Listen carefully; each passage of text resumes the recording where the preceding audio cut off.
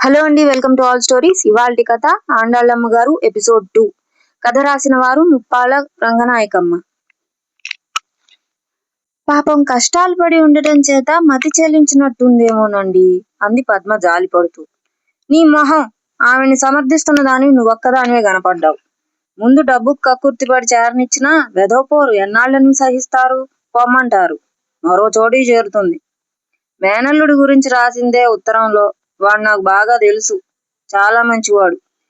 ఈవిడలో ఏ లోటు లేకపోతే సూర్యం ఎప్పుడూ దురుసుగా పెద్దావిడ ఏదైనా అంటే మాత్రం తప్ప ఆ మాత్రం సహించకూడదు. పార్థసారథికి చిరాకు వేసింది. అయితే నువ్వనేది ఏమిటి? పద్మ మాట్లాడలేదు. సారథి తమాయించుకున్నాడు. నెమ్మదిగా చెప్పు పద్మ, ఆమెని రమ్మటం నిజంగా నాకు ఇష్టం లేదు. నీ ఉద్దేశం చెప్పు అన్నాడు శాంతంగా. ఆమెను గురించి మీరు చెప్పింది 100కి 100 పాళ్ళు నిజం కాదనిపిస్తోంది నాకు. వాళ్ళు వీళ్ళు చెప్పుకోగా విన్నదే గాని ఆవిడ గురించి మీకు స్వయంగా తెలియదుగా. లోకులు చెప్పుకోవటానికేం భాగ్యం, కాస్తుంటే ఇంకాస్త గలుపుతారు. మరి ఆవిడకు కావలసిన వాళ్ళు చాలా మంది ఉన్నారు గదు. ఎక్కడో ఓ చోట నికరంగా ఎందుకుండదంటావు? బాగుంది. ఆవిడకు వాళ్లకు ఏం గొడవలు ఉన్నాయో ఎవరికి తెలుస్తాయి? అయినా చాలా మందికి పెద్దవాళ్ళు ఉండటం గిట్టదు. ఓహో, నువ్వే చాలా మంచిదాన్ని అంటావు. ముమ్మాటికి అత్త ఆడబిడ్డలు ఉండటం చాలా మంది అమ్మాయిలకు ఇష్టం ఉండదు. కానీ వాళ్ళు ఉండాలని నేనెంతో కోరుకున్నందుకే కాబోలు నాకెవరూ లేరు. అత్తయ్య అని పిలుస్తూ తిరగాలని నాకెంతో కోరికగా ఉంటుంది. దానికే నిక్షేపంలా వంట చేసేటప్పుడు అప్పుడు అత్తయ్య అని నన్నే పిలుస్తూ ఉండు, లక్షణంగా పలుకుతుంటాను. సరే పోతారు. ఆర్డర్లు వేయటానికి అథారిటీలు చేయటానికి మీరే 4 అత్తల పెట్టు, ఆరుగురు ఆడబిడ్డల పెట్టును. అందుకే నా మాట విని నాతో సంతృప్తి పడి ఊరుకో. అదేం కుదరదు. ఆవిడ గత చరిత్ర మనకు అనవసరం. ఆవిడ ఎలాంటిదైతేనే నేను మంచిగా ఉండి ఏ గొడవ రాకుండా చూసుకుంటాను. ఆవిడని రమ్మని రాద్దాం. ఎందుకు నీకంత పట్టుదల? ఇందులో పట్టుదలే ఉంది చెప్పండి. మనకింట్లో పెద్ద దిక్కెవరూ లేరు. మీరున్నంతసేపు సరదాగానే గడుస్తుంది. బాబుతో ఒక్కదాన్నే ఉంటే కాస్త పొద్దుపోయే వరకు మీరు రాకపోతే ఏడుపొచ్చినంత పని అవుతుంది. ఒక్కోసారి ఆడవాళ్ళకు ఆడసాయం ఉండటం ఎంత అవసరమో మీకేం తెలుసు? బాబుని ఎత్తుకొచ్చిన దగ్గర నుంచి నాకు మరీ ఒక్కదాన్ని ఉండాలంటే భయంగా ఉంటుంది. మొన్న రాత్రి చూసారా, కాస్త వాడికి ఒళ్ళు వెచ్చబడేసరికి ఇద్దరం తెల్లవార్లు హడలిపోతూ కూర్చున్నాం. అటువంటి సమయంలో పెద్దవాళ్ళు ఎవరైనా ఉంటే ఎంత ధైర్యంగా ఉంటుందని. ఆవిడకై ఆవిడ వస్తానంది కదా. పద్మ మాటలు వింటూనే సారథి కూడా క్షణం నిజమేననిపించింది. మరుక్షణంలోనే ఆవిడంటే ఏదో జంకు వంటి భావం కూడా పుట్టుకొచ్చింది. నువ్వు దూరంగా ఆలోచించటం లేదేమో పద్మ. నిప్పు లేనిదే పొగ రాదట. ఆవిడ మంచిదైతే ఉత్తిన పుకార్లు పుట్టవు. అటువంటి మనిషిని పెట్టుకొని సుఖపడిపోతాననుకోవటం కూడా భ్రమే. పద్మ మాట్లాడలేదు. సారథి క్షణం ఆగి, కొంపదీసి ఆవిడ డబ్బు దశకం ఇస్తుందని ఆశపడుతున్నావేంటి కర్మ అంటూ హాస్యమాడితే పద్మ కోపం వచ్చింది. ఛ, నన్నింత తేలిగ్గా భావిస్తారనుకోలేదు. మీ ఇష్టం వచ్చినట్టు చేసుకోండి అంటూ లేచి వెళ్ళిపోబోతున్న పద్మావతి కొంగు పట్టుకొని ఆపాడు సారథి. అంత కోపం అయితే ఎట్లా అమ్మాయి? ఇప్పుడు మునిగిపోయిందేమీ లేదుగా. నీ ఇష్ట ప్రకారమే కానీ నాకై నేను మాత్రం ఆమెని రమ్మని రాయను. రాయకపోయినా వచ్చి తీరుతుంది. అవును, మరి మీరు ఉద్ధరిస్తారని వచ్చి తీరుతుంది. తీరా వస్తే పొమ్మనండి, బాగుంటుంది అంది పద్మ విసురుగా. ఏ గొడవ రాకుండా 10 రోజుల పాటు మనం ఎటైనా పోయామంటే ఆవిడ వచ్చిన దారినే ఏం చేస్తుంది? వెనక్కి వెళ్ళిపోతుంది. కానీ నీకేమో ఆవిడ మీద మహామోజుగా ఉంది. సరే, అది చూద్దాం. కానీ అంత్యనిష్ఠూరం కన్నా ఆది నిష్ఠూరం మంచిదంటోయ్ పద్మావతి. అయ్యో, మీకు రాని సామెతలంటూ ఉన్నాయా? మరే లేవు. అందుకే కాస్త ఆలోచించి చూడండి పద్మావతి గారు. మీ సలహా పాటించలేకపోతున్నాం పార్థసారథి గారు అనేసింది పద్మ నిర్లక్ష్యంగా. ఓసి దుర్మార్గురాలా, భర్తను ధిక్కరిస్తావుటే అంటూ నిటారుగా కూర్చొని సారథి కోపం చేసుకుంటుంటే గుచ్చుకున్న పూలమాల జడలో పెట్టుకుంటూ నవ్వేసింది పద్మావతి. పార్థసారథి ఉత్తరానికైతే జవాబు రాయనే లేదు గాని ఏ దుర్ముహూర్తాన్నో ఆండాళ్ళమ్మ పెద్దమ్మ సుడిగాలిలా చుట్టబెట్టుకొచ్చేస్తుందని గడగడలాడుతూనే ఉన్నాడు. పద్మావతి మాత్రం ఆ శుభక్షణం ఎప్పుడొస్తుందా అని 1000 కళ్ళతో ఎదురుతెన్నులు చూస్తోంది. ఆదివారం పూట భోజనాలైన తర్వాత బాబుని నిద్రపుచ్చి తీరిగ్గా పక్క సర్దుకు పడుకున్నాడు సారథి. పద్మ వంటగది సర్దుకొని వచ్చి కుర్చీ మంచం దగ్గరికి జరుపుకొని కూర్చుంది. పద్మ, ఏదైనా చదువు, వింటూ పడుకుంటాను అన్నాడు సారథి. పద్మావతి కిందటి రోజే వచ్చిన కొత్త వీక్లీ తిరగేస్తూ ఒక కథ ప్రారంభించింది. వదిన మరదళ్ల సరదాలతో, అత్తాకోడళ్ల హాస్యాలతో కథ మంచి సరదాగా సాగిపోతోంది. ఒక్కసారిగా పద్మావతి మనసు అత్తగారి మీదికి పోయింది.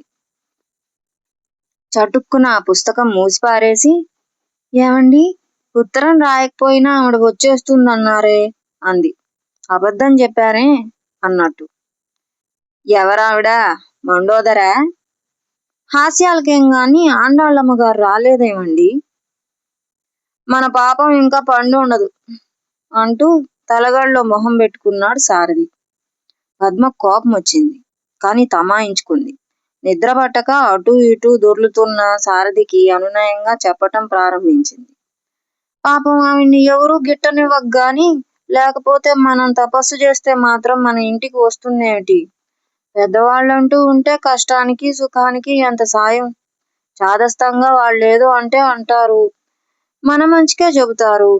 ఆ మాత్రం మందలించే వాళ్ళు మాత్రం ఉండొద్దు. అంత మాత్రానికే ఓ పద్మావతి, నీ ఉపన్యాసం కాస్త ఆఫ్ చేస్తావు అన్నాడు సారథి దిండులోంచి మొహం పైకెత్తి. ఓ, అలానే ఆఫ్ చేస్తాను పూర్తి కాగానే. చూడండి, అత్తయ్య అత్తయ్య అంటూ తిరగటం, అత్తగారి ఒద్దికతో పనిపాట్లు చేసుకోవటం ఎంచక్కా ఉంటుందో. నా మొహంలా ఉంటుంది. మీ మొహానికేమండి, చంద్రబింబంలా ఎంచక్కా ముద్దస్తూ ఉంటేను. అత్తగారితో కాపురం కూడా ఇంత చక్కగానూ ఉంటుందంటారా?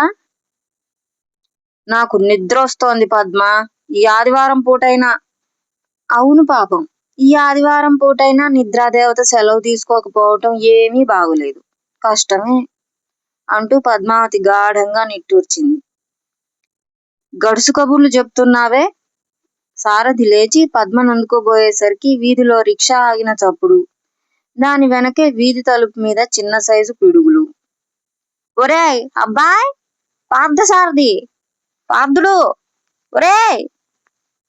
అదిగో పెద్దమ్మ, ఆండాళ్ళమ్మ వచ్చేసింది వచ్చేసింది అంటూ దిగ్గును లేచి కూర్చున్నాడు సారథి.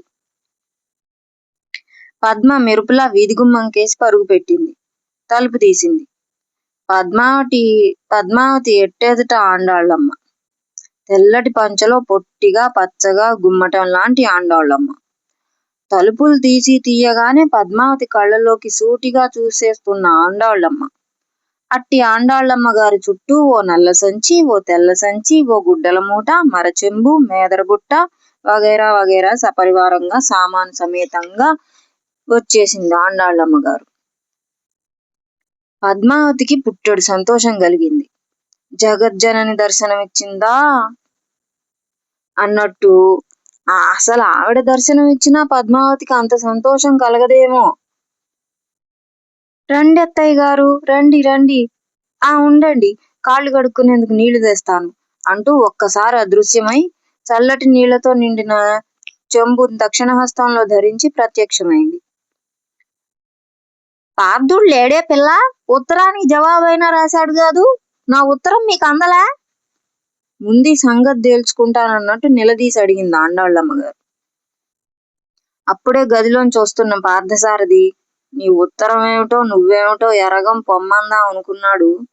కాని అంతలోనే పద్మావతి, అందింది అత్తయ్య గారు, జవాబు కూడా రాస్తానన్నారే అనేసింది. అందుకని ఊరుకున్నాడు. ఏం జవాబు రాశాడు? నాకు అందందే అంద ఆండాళ్ళమ్మ గారు. అయ్యో పెద్దమ్మ, నా జవాబు నీకు అందనే లేదు. అంటూ రంగంలో ప్రవేశించాడు సారథి అమాయకంగా. నీ ఉత్తరం చదవగానే నా కడుపు చెరువైపోయింది పెద్దమ్మ. నువ్వు కార్డు ముక్క రాయమన్నావు గాని నా మనసు ఒప్పక తక్షణం బయలుదేరి రమ్మని పెద్ద కవర్ రాశాను పెద్దమ్మా. పద్మ కొంగు నోటికి అడ్డు పెట్టుకుంది. సారథి మళ్ళా అన్నాడు, నిజం చెప్పొద్దు. నిన్ను తీసుకురావటానికి మొదట పద్మ ఒప్పుకోలేదు గాని నేను నచ్చజెప్పేసరికి పాపం ఊరుకుంది. పద్మావతి చురచురా చూస్తున్నా లక్ష్య పెట్టలేదు సారథి.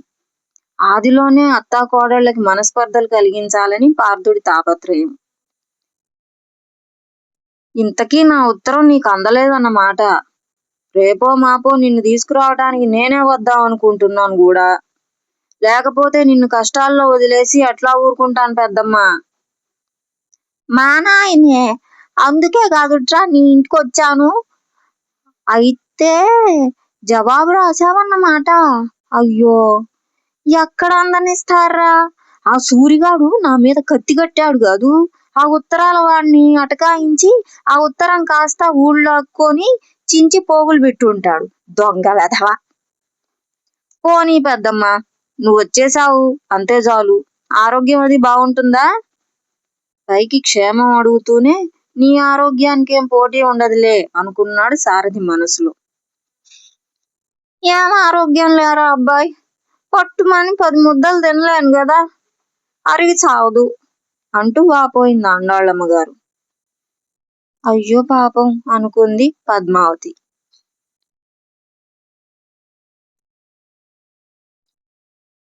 అమ్మో, నీ పట్టుతో 10 ముద్దలే హడలిపోయాడు పార్థసారథి. వీధిలోంచి రిక్షావాడు కేక పెడుతున్నాడు. బామ్మగారు, ఎండలో నిలబడిపోయాను, డబ్బులు ఇప్పించండమ్మా పోతాను అంటూ. ఓర్ నీ మొహం మండ, ఇంకా వెళ్ళలేదట్రా?